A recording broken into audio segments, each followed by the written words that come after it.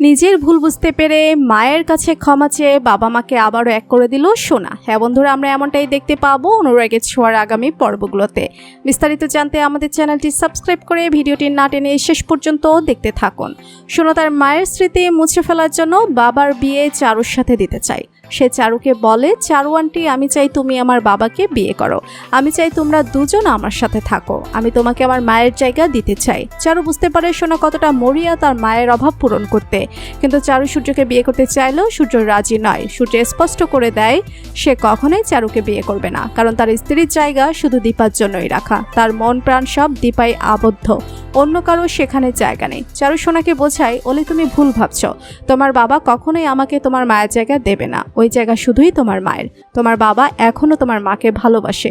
এই কথা শুনে সোনা মনে মনে ভাবে, আমিও তো মাকে ভালোবাসি, আমিও তো চাই মাকে ফিরে পেতে, কিন্তু মা তো আমাকে ভালোবাসেন না।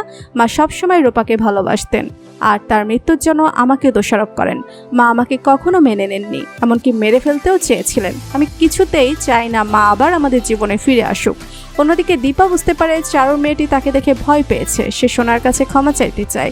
তাই পরদিন চারুর ঠিকানা নিয়ে চারুর বাড়িতে আসে। সোনার সামনে দাঁড়িয়ে দীপা সরি বলে। সোনা মাকে দেখে প্রথমে একটু কঠোর থাকলেও অবশেষে সব অভিমান ভুলে মাকে জড়িয়ে ধরে। দীপাও বুঝতে পারে এই মেয়েটি আর কেউ নয়, তারই মেয়ে সোনা।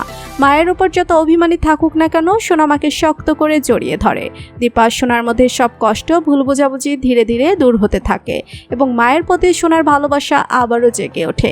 তো বন্ধুরা, আপনারা কি চান সোনা যেন তার ভুল বুঝতে পারে, আবারও দীপার কাছে ফিরে আসে, সূর্য দীপা আবারও এক হোক? কমেন্ট করে জানিয়ে দিন আপনাদের মতামত। ভিডিওটি ভালো লাগলে লাইক কমেন্ট শেয়ার করুন।